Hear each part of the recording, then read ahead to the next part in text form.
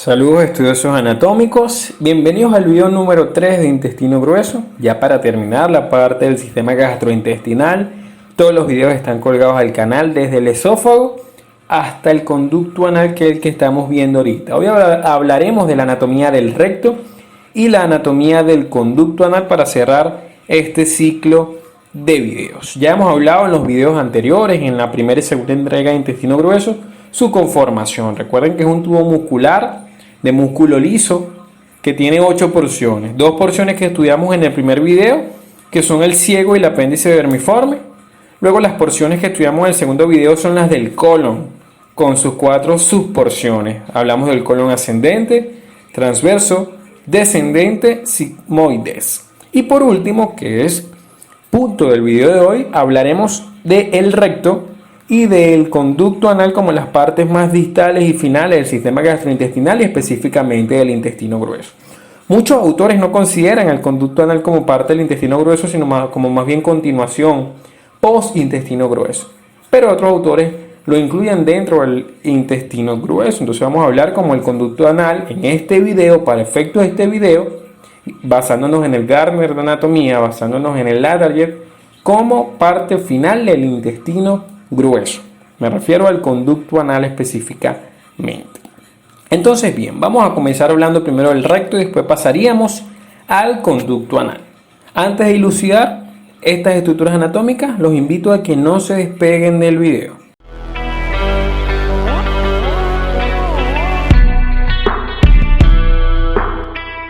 Te invito a suscribirte, aquí en la esquina inferior derecha dale clic.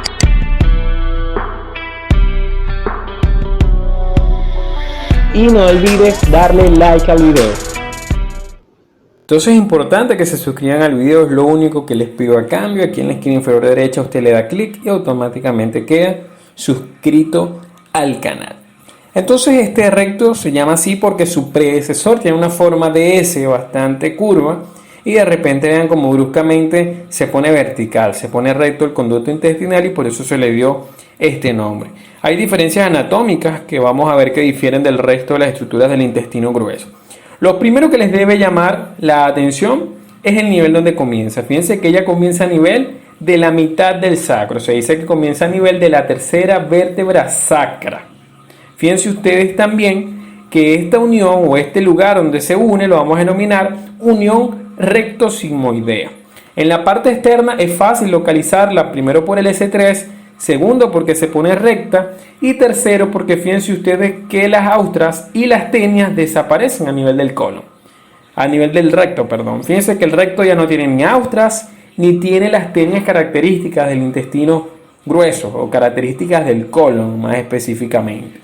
Entonces, ¿dónde va a terminar el recto? El recto termina uniéndose al ano a nivel del diafragma pélvico. Ahí existe una línea denominada línea anorrectal, que es la que me separa entonces el conducto anal del recto. De manera que el recto va a ir desde esta porción, a nivel de la tercera vértebra sacra, hasta esta porción donde está el músculo diafragma pélvico, específicamente el elevador del ano, que es el que se encuentra a ese nivel. Entonces, ustedes buscan desde el principio, desde la unión recto-sigmoidea a la unión anorrectal, que es esta línea que ustedes ven aquí punteada, y mide aproximadamente 15 centímetros. Algunos autores dicen que mide entre 13 y 17 centímetros, pero en promedio son 15 centímetros que ella mide. Algo importante en la parte interna, a la luz del recto, es que cambia la mucosa. Vean cómo es la mucosa que viene en la parte distal del colon sigmoide, vean cómo es lisa, deja de tener esas estriaciones el recto, porque en el recto no ocurren procesos tantos de absorción como si ocurren aún en el colon sigmoides. Entonces, la ampolla rectal es una estructura estudiada anatómicamente que es la parte más dilatada del recto, es su parte más distal y es la que está justo por encima del diafragma pélvico. Esta ampolla rectal es importante porque ahí es donde se acumulan las heces y en sus paredes hay receptores de presión. Hay lo que se llaman los presoreceptores o los baroreceptores, que son los que nos indican el estímulo de que la ampolla está llena y los que nos dan el deseo de defecar, los que nos indican que tenemos ganas de ir al baño.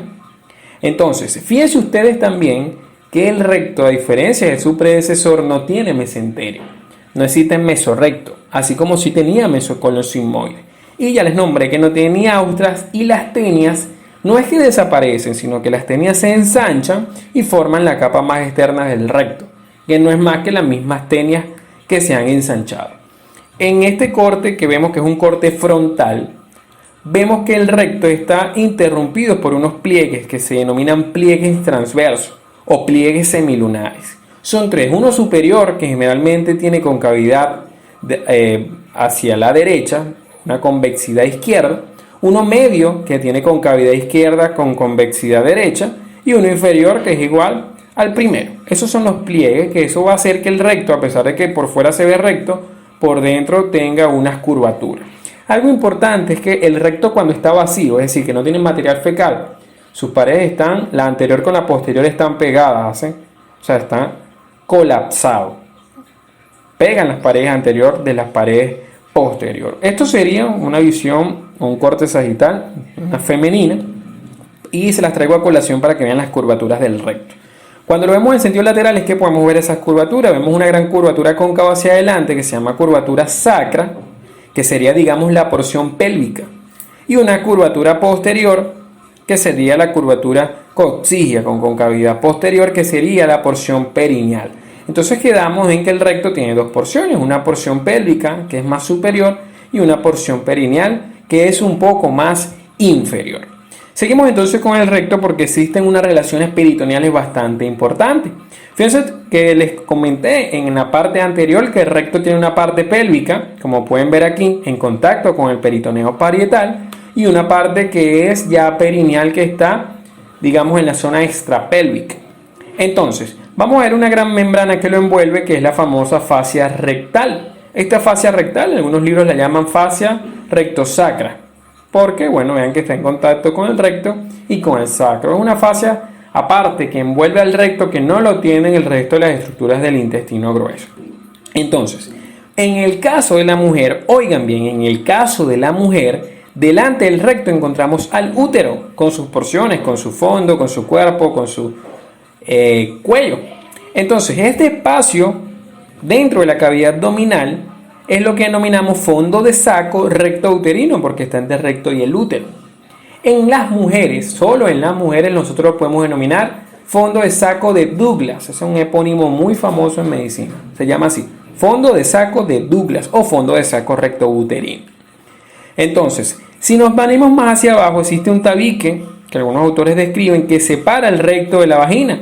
Ese sería el tabique recto vaginal, que está separando específicamente estas dos estructuras. En una visión superior podemos ver aquí el sigmoides, vemos el recto y vemos que queda un espacio entre él y el útero, que sería el fondo del saco recto uterino. Estos espacios que me quedan hacia laterales son las famosas fosas pararectales, y estos pliegues que ustedes ven aquí serían los pliegues sacrouterinos en este caso, y estos que ven aquí hacia los lados, que serían esto que ustedes están viendo aquí, serían los pliegues que hacen los uréteres, que están buscando desembocar en la vejiga. Esto es lo que pasa en la mujer. En el hombre es un poquitico distinto, porque el hombre no tiene útero. Entonces el hombre lo que tiene es la vejiga, y el espacio que me queda aquí se llama fondo de saco recto vesical. Vesical de vejiga y recto del recto. Este fondo de saco recto vesical se llama así. A él no lo podemos llamar saco de Douglas, porque ese es un epónimo que se usa en las mujeres. Existe también un tabique que me separa a la vejiga en la parte posterior con la parte anterior del recto, que es el tabique recto vesical. Y toda esta fascia o aponeurosis que ustedes ven aquí, algunos autores la llaman como aponeurosis o fascia recto prostática. Ese es un nombre que también le dan algunos autores, aunque otros dicen que es la misma fascia rectal que yo le nombré en un principio. Vean esta visión superior del hombre.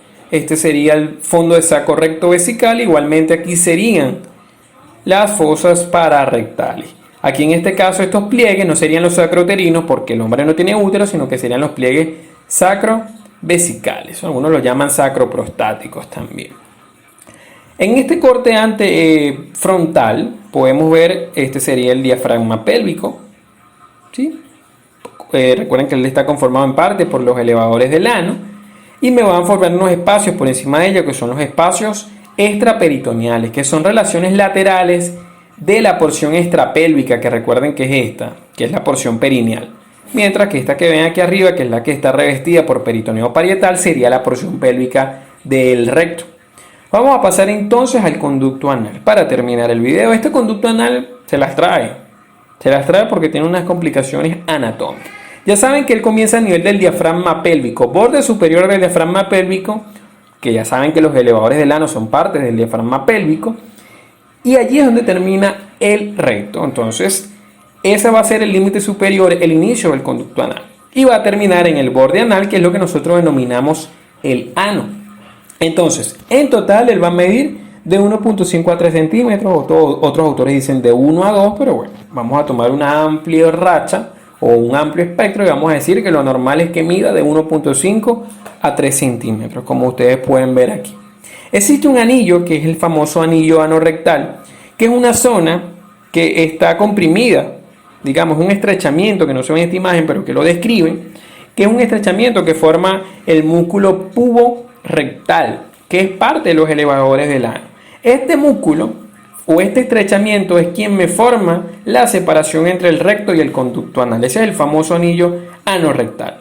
Existen unas fosas que están laterales, inferiores al diafragma pélvico, lateral al conducto anal, que son las fosas isquiorrectales, que son espacios potenciales importantes dentro de la patología de esta zona perineal. Existe igualmente un ligamento que me sostiene al ano, al coxis, que es el ligamento ano-coxileo. ¿Qué pasa? En el ano nosotros tenemos los esfínteres, que son las válvulas, que son lo que nosotros podemos contraer algunas a voluntad o no para poder defecar. Estos esfínteres son dos, uno interno y uno externo. Vamos a comenzar hablando primero del esfínter externo. Este esfínter externo del ano tiene tres porciones. Una porción que está por debajo justamente del diafragma pélvico, que es la porción profunda. Una que me queda un poco más superficial, que es la porción superficial justamente, y una que me queda en contacto ya con la piel del ano, que es la porción subcutánea.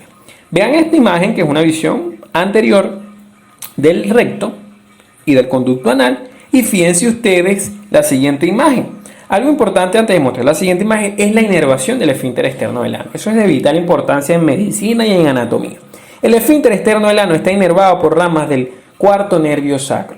¿Qué significa esto? Que pertenece su inervación al sistema nervioso periférico. Significa que el esfínter externo del ano nosotros podemos contraerlo a voluntad. Es el que nosotros contraemos cuando decidimos cerrar el acto de la defecación. Cuando lo relajamos, defecamos, y cuando lo contraemos, cerramos. Cerramos el switch, como quien dice. Lo importante es que sepan que es del sistema nervioso periférico. Vamos a ver en las partes finales de esa porción subcutánea unos músculos que son los músculos corrugadores del ano, aunque algunos autores dicen que eso no corruga el ano nada. Pero bueno, ese es el nombre que se le dio a ese músculo corrugador del ano, que realmente son unos fascículos fibrosos. Fíjense esta imagen que les pongo aquí a colación. Ahí podemos ver en una visión más de cerca el esfínter externo.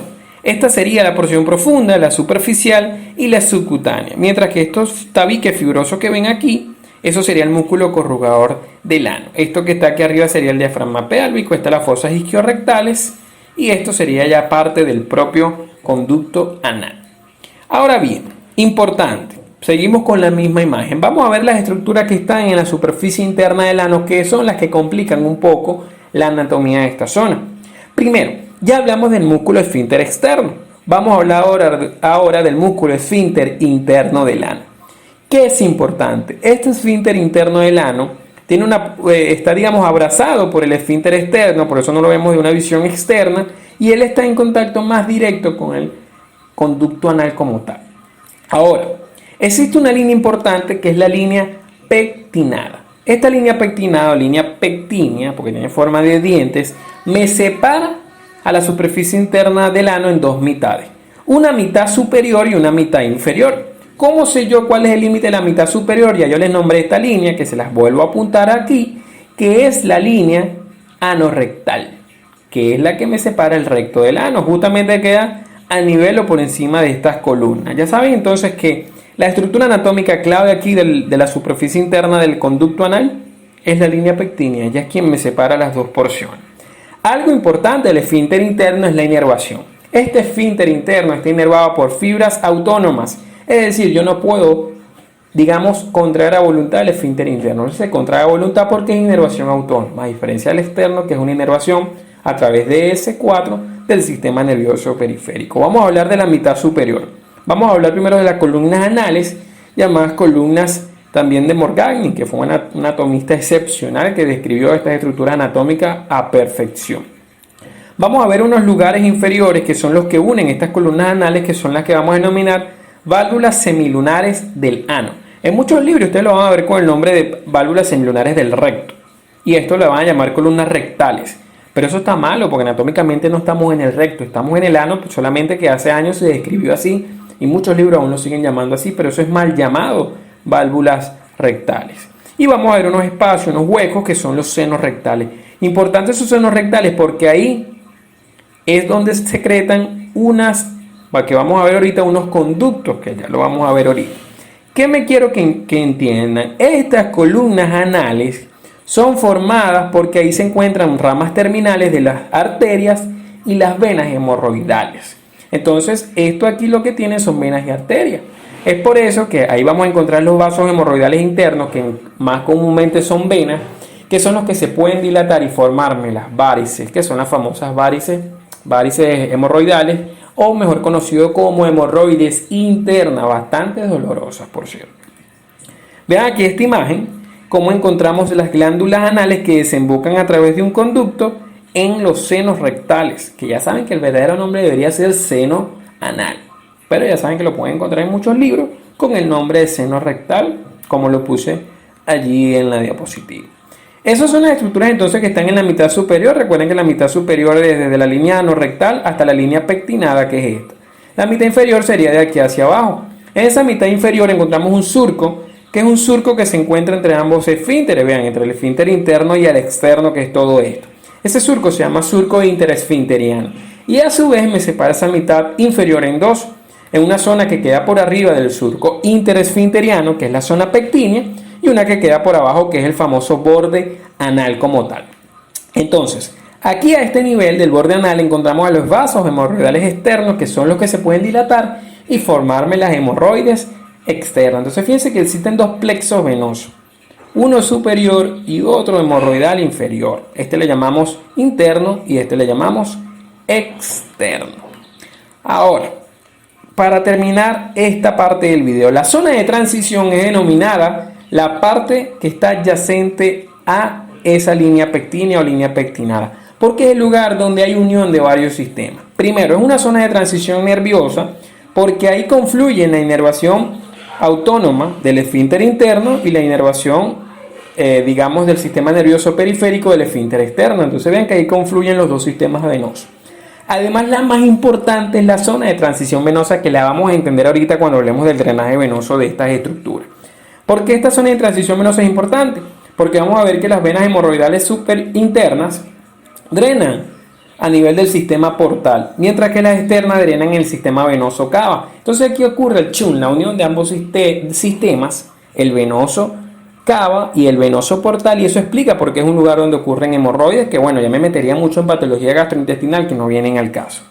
También es una zona de transición linfática porque existen unos vasos linfáticos que drenan, los más superiores hacia los ganglios hipogástricos y los más inferiores drenan hacia los ganglios inguinales. Entonces es una zona de unión de ambos sistemas linfáticos. Y por último, un sistema de transición epitelial, porque aquí confluyen los dos epitelios. Un epitelio que viene, que es un epitelio cilíndrico, un epitelio columnar simple, con un epitelio estratificado plano queratinizado, que es el epitelio propio del ano. Entonces ocurre hasta una zona de transición epitelial. Vamos a hablar entonces, para terminar el video, de la irrigación del recto y del ano. Es una irrigación bastante extensa. Vamos a ver primero las arterias. Esta es una visión posterior. Sabemos que esta es la aorta abdominal. Esta es la aorta abdominal. Estas son las ilíacas primitivas. Como es una visión posterior, esta sería ilíaca externa y esta la ilíaca interna. Entonces la mesentérica inferior, que es esta, me origina las venas, la arteria, hemorroidal superior. En anatomía, lo hemorroidal es lo mismo que rectal. Entonces estas arterias las pueden conseguir con el nombre de arteria rectal superior. Es la misma arteria hemorroidal superior, rama de la mesentérica inferior. Luego, por parte de la ilíaca interna, que es esta ilíaca interna también recibe el nombre de arteria hipogástrica, tenemos a la arteria hemorroidal media, como ustedes pueden ver aquí. Estas dos arterias, la hemorroidal superior y media, irrigan al recto por encima del diafragma pélvico. El conducto anal está irrigado casi en su mayoría por la arteria hemorroidal inferior, que fíjense que es rama de la arteria pudenda interna. Entonces fíjense que es densamente irrigado. Una cuarta rama sería una rama directa de la aorta abdominal, que es la arteria sacra media, que irriga la porción posterior del recto, como ustedes pueden ver aquí. El drenaje venoso es más importante. Fíjense ustedes que la imagen incluso es más detallada. ¿Por qué es importante? Porque aquí confluyen dos sistemas venosos y esto es muy importante en anatomía. Esto sí necesito que presten mucha atención.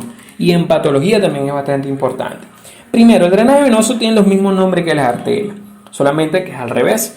Por parte de la vena mesentérica inferior, que sería esta que está aquí, drena la vena hemorroidal o rectal superior, que es esta. Vean que ya drena la mesentérica inferior. Luego tendríamos a través de la ilíaca interna el drenaje de la vena hemorroidal media a través de, vean, la ilíaca interna, y ella a su vez a la ilíaca común y llega a la vena cava inferior. La primera diferencia es que las venas hemorroidales superiores llegan a la mesentérica superior y la media llega a través de la ilíaca interna a la vena cava inferior. Y una que es la que drena por debajo del diafragma pélvico, que sería la vena hemorroidal inferior.